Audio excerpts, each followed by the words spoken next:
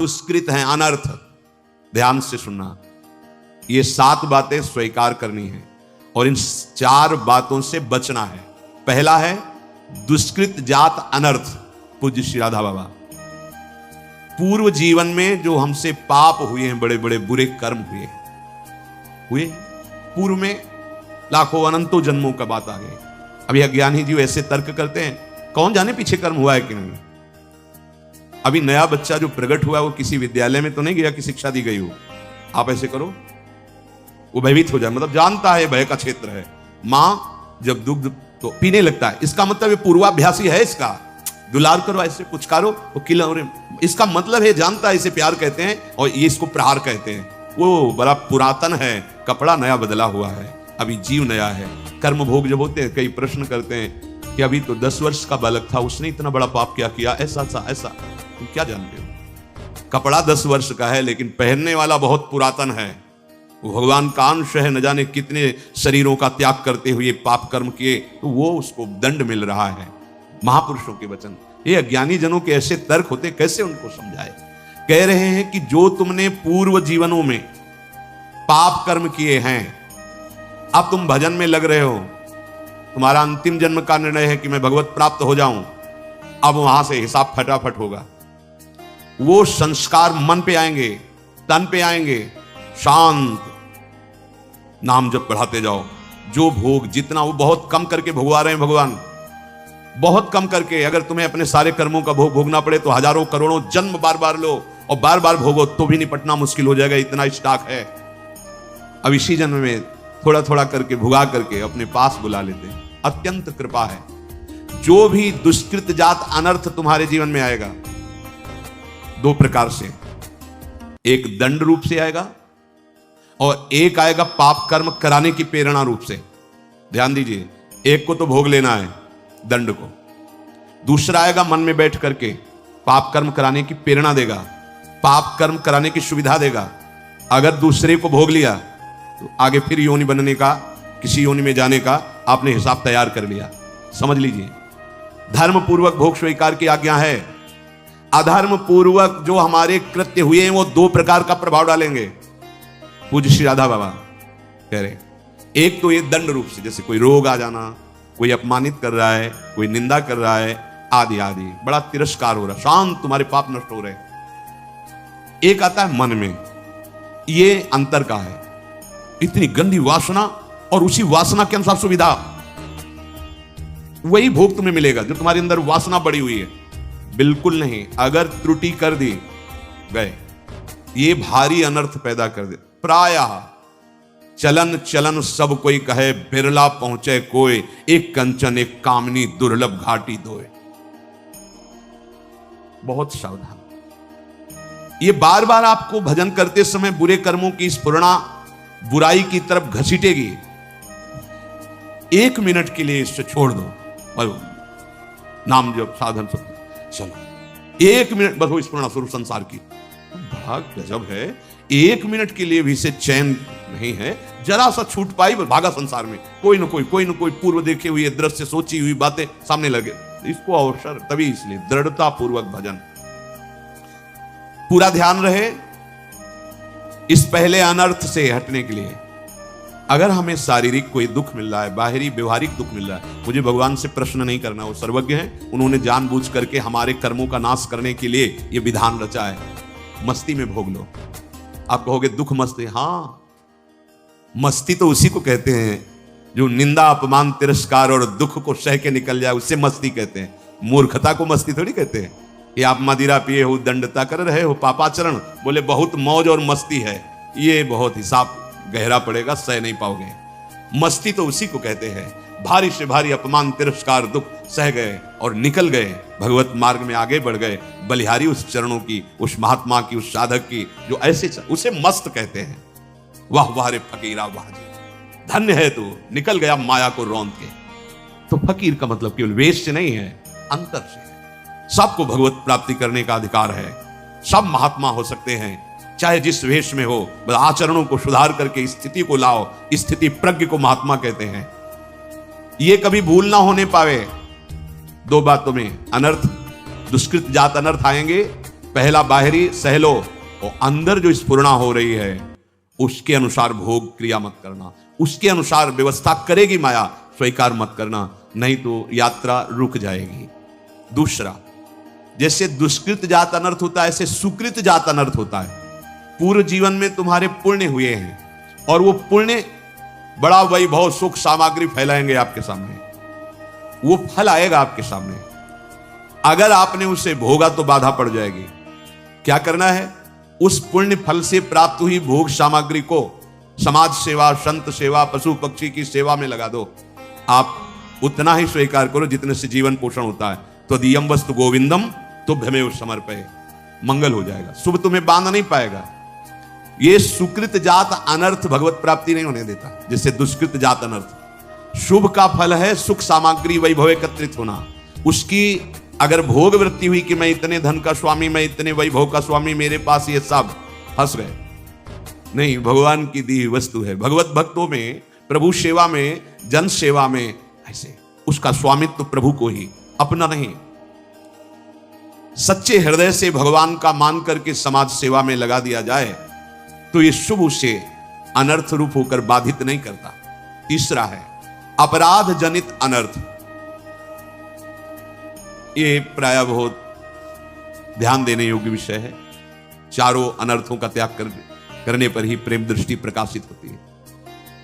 32 सेवा अपराध पीछे बताए गए, कई बार 10 नामापराध बताए गए हैं। ये अपराध उसी से होते हैं जहां थोड़ा भी अहम होता है और सत्संग नहीं मिलता। सत्संग मिले तो कदम कदम पर सावधानी वाली विवेक वृत्ति जागृत हो जाती है। हर समय नाम चल रहा है तो अपराध की कोई गुंजाइश नहीं। तुम्हें ज्यादा पढ़ने की जरूरत नहीं कौन कौन से अपराध होते हैं। नाम जब चल रहा है और सत्संग सुन रहे हो, सब में भगवत भाव अपराध बनने वाला ही नहीं। वैसे 32 सेवा अपराध, 32 सेवा उप अपराध 64 हुए और 10 नामापराध, ऐसा वैष्णव अपराध आदि का विस्तृत वर्णन शास्त्रों में हुआ है। ये सब अपराधों से एक बात से बच जाओगे, अपने को सबसे दीन मानकर सबके चरणों में भगवत भाव से बंदना, और नाम जब भजन चल रहा है कोई अपराध नहीं होगा, होगा ही नहीं, होगा ही नहीं। ये उन्हीं से होता है, बेमतलब वार्ता कर रहे हैं, कोई मतलब नहीं उनकी बातों का, एक की प्रशंसा एक की निंदा, अपराध बनते चले जाएंगे। हृदय में भजन नहीं, भगवत प्रीता नहीं तो सेवा अपराध बन जाएंगे, वैष्णव अपराध बन जाएंगे, नामापराध बन जाएंगे। चौथा है भक्ति जात अनर्थ। इसका परिचय प्राय नहीं होता। ये बहुत सूक्ष्म अनर्थ है। ये ऊंचाई में नहीं पहुंचने देगा, आपको गिरा देगा। ये बहुत सूक्ष्म विषय है, बहुत सूक्ष्म। इसीलिए इसमें पूज्य बाबा ने कहा है कि ये तो हम जैसे सन्यासियों को तंग करता है, मतलब ऊंचाई पर चढ़ने। ये अंदर से अपने सम्मान की सुरक्षा, सम्मान की बढ़ोतरी और अपनी पूजा करवाने में सुख, दूसरे के प्रति थोड़ा हे भाव आ गए, इतना करके आए और ऊंचाई पर बैठने वाले फिसल गए। बहुत सावधान।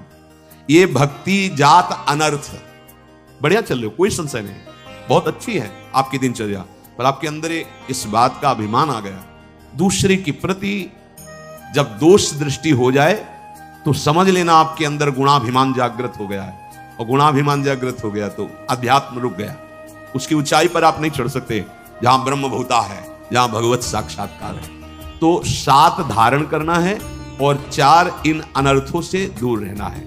जो चारों अनर्थों से बचना चाहते हैं, पहली बात समझ लें कि किसी धनी मानी विषयी पुरुष की खुशामद से अपनी वासनाओं की पूर्ति न चाहें। देख लो, इसीलिए वैराग्यवान को आदेश है कोई भी धातु धारण न करे। अब आजकल सिद्धांत माने ही नहीं जा रहे हैं, जब जिसका जैसे मन आया वैसे व्यवहार बरत रहा है। आचार्य परंपरा से, गुरु परंपरा से वैराग्यवान के लिए जो निर्देश है वो ऐसी रहने में रहा जाता है। जो सन्यास, चाहे वो वैष्णव सन्यास, वैराग्य या शैव सन्यास, सन्यास का मतलब होता है संपूर्णतया भगवान के समर्पित होकर, राग रहित होकर वैराग्यवान। 2 ही पात्रों का वर्णन है, या तो रज के पात्र में पाए, या जैसे जंगली नारियल आदि के पात्र खप्पर होते हैं, उनमें सन्यासी जन प्राय काशी क्षेत्र में देखा खप्पर और उसी का कमंडल। धातु का कोई भी सोना चांदी अंगूठी माला ये कोई भी वैरागी के शरीर में नहीं होना चाहिए। धातु नहीं, धातु निषेध की गई है। अरे वैराग्य तन ढकने के लिए वस्त्र डालिए बस, कोई श्रृंगार शरीर का नहीं। आचार्य परंपरा के आदेश से रजरानी और प्रिया प्रीतम का प्रसादी चंदन श्रृंगार शब्द से नहीं। बालों को दो ही पद्धतियां है, या तो रखे रहने दो आजीवन रखे रहो, और या 2 महीने में मुंडन करवा लो, ऐसी पद्धति है। अगर हम किसी की विषय चाह के लिए खुशामत करने लगे गए, बहुत ये रपटने वाला मार्ग बताया गया है ज्ञान के पंथ कृपाण के धारा, तो सत्संग भगवान दे रहे हैं। इसीलिए कई बार सत्संग में कहा उसे अभिमान न समझा जाए। जीवन भर तुम सेवा करो, हम नहीं मानेंगे कि आपने सेवा की। मेरे आराध्य देव आपको निमित्त बनाकर कर, हमारी आराध्य देव पर ही वृत्ति रहेगी, आप पर नहीं। आपको आराध्य देव इस या मेरे आराध्य देव इस रूप में आए, किसी व्यक्ति पर ऐसा भाव कि ये बस वैराग्य मार्ग के पथि को समझना है। इस माया के नाटक को अपनी इज्जत न मान लिया जाए, अपनी जीवन की कमाई न मान लिया जाए, इसको उपलब्धि न मान लिया जाए कि भाई प्रणाम नमस्कार रुपया पैसा नाना प्रकार का वैभव, हे वैभव अगर तो फिर स्वर्ग लोक ऐसा है तुम देखिए, अभी तो देखा ही नहीं, वर्णन है ऐसा, ऐसे ऐसे क्या ब्रह्मलोक क्या, यहां तो आप ब्रह्म स्तंभ भुवनम सर्वम मायामयम जगत, ऐसे उपासक हो सत्य हरिनाम का जप करते हुए पूरे त्रिभुवन से राग रहित होना, और यहां मृत्यु लोक के विषयों के लिए विषयी पुरुषों की खुशामत। पूज्य राधा बाबा सब डरते थे सामने जाना और प्रश्न करना, क्योंकि बाबा के ऐसे उत्तर होते थे, ऐसी बाबा ऐसे जैसे बाबा हमसे गलती तो भोग, गलती करने के पहले पूछा था कि हमसे कि बाबा हम जा रहे हैं गलती कर, दादा बाबा के वचन जा भोग अपने कर्मों को, अब आया बताने बाबा गलती, बाबा ये ब्रह्म क्या है भगवान, कितने लाख नाम जप करते हो। ऐसे जो सच्चे भगवत स्वरूप में स्थित महात्मा है वो चाटुकारिता नहीं करते, चाटुकारिता जैसे तुम राजी हो जाओ वैसे मुंह चुपरी बातें। अगर तुम्हारा रत्ती भर भी, बाबा के शब्दों में है, रत्ती भर भी विषयी पुरुषों से राग है, फिसलोगे। संगम त्यजेत मिथुन व्रतिनाम मोक्षो, बिल्कुल निरपेक्ष पहला लक्षण है भगवत प्राप्त महापुरुष का, निरपेक्षम, कोई अपेक्षा नहीं त्रिभुवन में किसी से। आप वैरागी हैं, बहुत इस बात को बैठा लो, ये प्रवचन नहीं है, जीवन है। निरपेक्षम, किसी की अपेक्षा, मुनिम, हर समय मननशील, शांतम, हर स्थिति में शांत, निर्वैरम, किसी से कोई वैर नहीं, समदर्शनम, सब में अपने आराध्य देव का दर्शन। ये ऐसे महाभागवतों के पीछे भगवान डोलते चरण रज लेने के लिए। अनुब्रजाम में हम नित्यम पुयत्यंगुरेण भी। ये बातें केवल सुना नहीं रहे हैं पूज्य राधा बाबा, इनको करना होगा, बड़ी तत्परता से करना होगा, प्राण समर्पित करके करना होगा, तभी आपकी स्थिति आ जाएगी। जो श्रीपाद प्रबोधानंद जी कह रहे, अंतर्दृष्टि पश्य वृंदावनस्य शुद्धम ज्योति कामराजात्मकस्य। जब आप ऐसे लक्षणों से युक्त होंगे, जो भी 7 धारण करना, 4 अनर्थों की निवृत्ति करना, तो सबसे पहले स्थिति आती है। इसके भाव को तभी समझा जा सकता है जब थोड़ा तो अध्यात्म की ऊंचाई हो, वो अब देखने लगता है ये सामर्थ्य प्रभु ने दी, अब ये सामर्थ्य प्रभु ने दी, ये विकार गया, अब ये विकार शांत हुआ, कर नहीं रहा कुछ, उसको दिखाई देने लगता है। सर्व समर्थ दे रहे प्रभु मुझको गुण बल, निज नित्य महान रखते विनय विनम्र सदा, हो पाता नहीं उदय अभिमान, जीवन मुक्त नित्य रहता करता प्रभु के गुण ग्रहण महान, प्रभु इंगित होता रहता फिर उन गुणों का दुनिया में सबको दान, करते और कराते प्रभु ये सभी स्वयं आदान प्रदान। मैं तो बना यंत्र हूं केवल, यंत्री वे स्वतंत्र भगवान। ये स्थिति हो जाती है। वो देखता है कि सर्व सामर्थ्यशाली प्रभु मेरे में गुण भर रहे हैं। ये गुण आया, ये गुण आया, प्रभु ने दिया प्रसाद, इसमें अभिमान नहीं आएगा। मैंने ये अभिमान, वो देख रहा है उपासक, सर्व समर्थ प्रभु मुझको ऐसा बल दे रहे हैं, ऐसा गुण दे रहे हैं जो महान स्थिति पहुंचाते हैं। अनुभव में आता है, भोजन किया तो अनुभव में आता है ना, पेट भर रहा है, ऐसे अध्यात्म में समझ में आता है। प्रभु ने ऐसी स्थिति दी, देखो प्रभु ने इस विकार का शमन किया। वो विनम्र रहता है, विनय पूर्वक उसका बर्ताव होता है, उसमें कभी अहंकार उदय नहीं हो पाता है। समस्त सद्गुण, समस्त वैभव जिनकी याचना की जाती है वो सब स्वाभाविक, कोई महत्व नहीं, कोई अभिमान नहीं। ये भगवत प्रदत्त स्थिति उसकी होती है। जो अभी तक सत्संग सुना, जो अनर्थों की निवृत्ति और ऐसी साधना, ऐसी उपासना, भगवान उससे जीवन मुक्त बना देते हैं। जीवन मुक्त, अब कोई द्वंद्व का प्रभाव उसके ऊपर नहीं रहा। परमानंद, सच्ची मानिए, अभी परमानंद सुन रहे हो, अनुभव में नहीं आया। किसे कहते हैं परमानंद? बहुत जन्मों से जिस आनंद के लिए भटक रहे हैं वो यही आनंद है, मान जाओ, नहीं ये भी जन्म व्यर्थ चला जाएगा। भगवान उसे नित्य जीवन मुक्त बना देते हैं। वो प्रभु के महान गुणों से युक्त हो जाता है, फिर वचनों से निकलने लगता है, ये तो साक्षात भगवान है, ये तो भगवान है। अब मुझे कोई संशय नहीं, ये साक्षात भगवान है। क्यों? क्योंकि भगवान अब स्वयं सद्गुणों सहित उसके हृदय में विराजमान हो रहे हैं। अब दुनिया को भक्ति का, ज्ञान का, अध्यात्म का जो दान हो रहा है वो स्वयं भगवान उसके हृदय पर अपना अधिकार करके कर रहे हैं। इंगित, प्रभु इंगित से होता रहता, फिर उस जो वैभव मिला है, ज्ञान, विज्ञान, सद्गुण, सामर्थ्य, दुनिया को दान कौन कर रहा है? जिसकी दुनिया है वही उसके हृदय में बैठकर कर रहा है। हृदय शरीर संबोधन अलग होगा, अमुक नाम अमुक, पर वहां अमुक नहीं है। अब वही बैठ गए हैं जिनका जीवन भर भजन किया, आराधना की, वो आकर बैठ गए। करते और कराते प्रभु, यह सभी स्वयं आदान प्रदान। क्या करना है, क्या नहीं करना है, अब ये प्रभु बैठ करके कर रहे हैं, वही कर रहे हैं और वही सबसे करा रहे हैं। सबका परिवर्तन, सबका परिवर्तन उनसे होता है, वो स्वयं बैठ करके कर रहे हैं। जो मैं था वो तो प्रभु में लीन हो गया। अब ये शरीर, ये जीवन यंत्र की तरह चल रहा है। यंत्र, यंत्र में कोई ताकत होती है क्या? नहीं। जैसा यंत्री चलाता है वैसा चलता है। यंत्री वे स्वतंत्र भगवान, जो महान मतिमान भगवान है, सर्वज्ञ, वो स्वयं जीवन की बागडोर लेकर अपने सद्गुणों सहित उसके हृदय पर अधिकार कर लेते हैं और जगत का मंगल होता है। सा तरति सा लोकांतारयति, ये तो स्थिति उसकी होती है। अब उस उपासक के हृदय में जो एक चाह जागृत होती है, बड़ी विचित्र चाह जागृत होती है।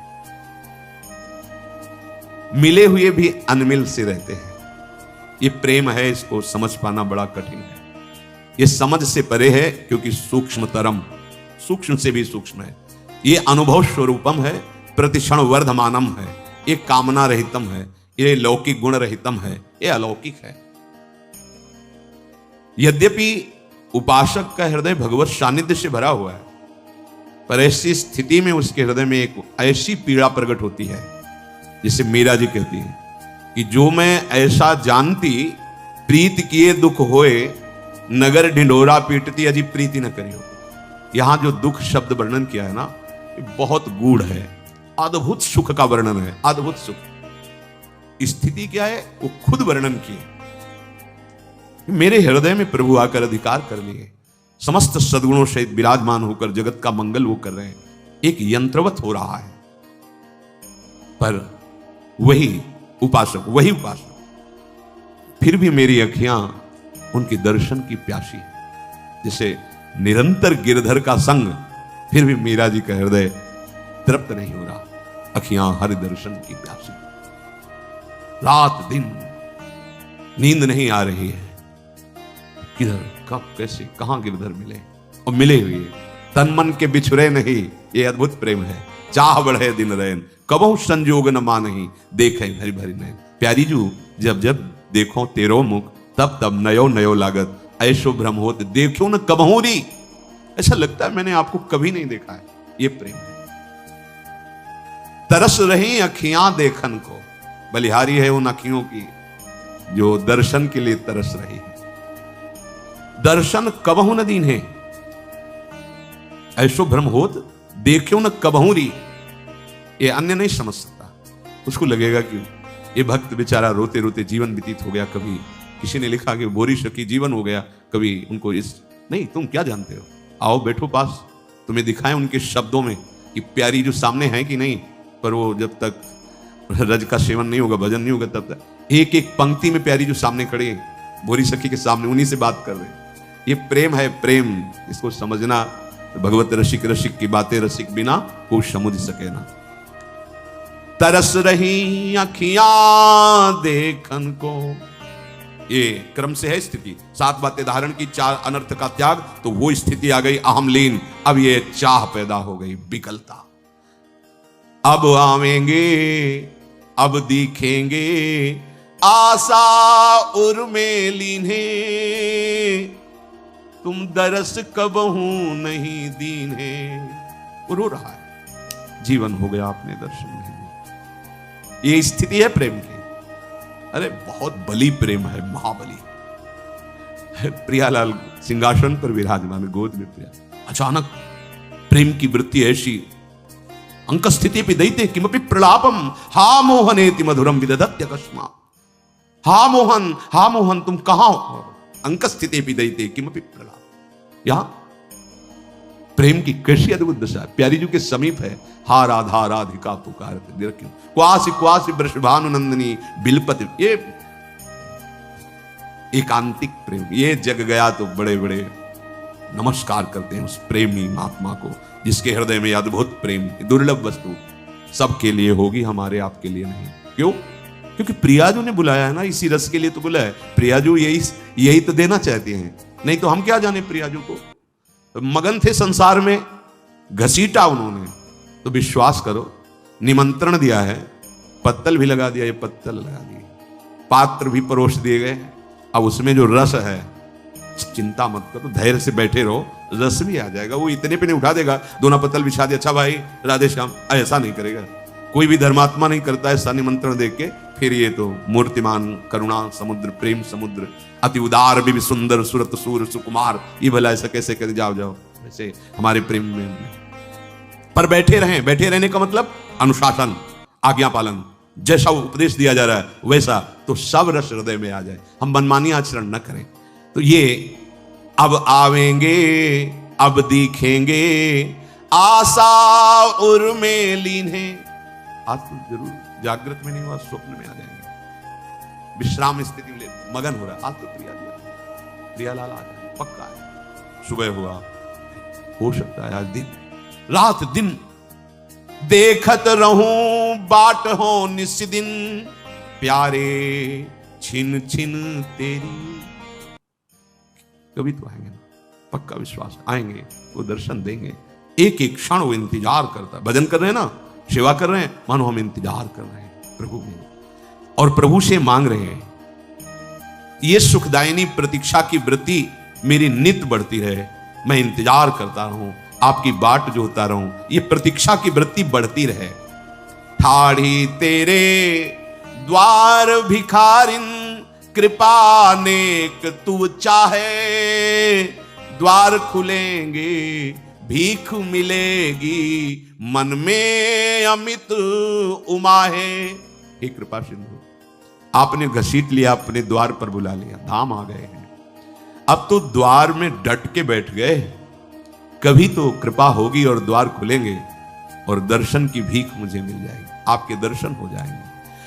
पल पल बीतत जुग समान है, उर बिच आस घनेरी, बनी रहे मेरे मन में बस चाह कृपा की तेरी।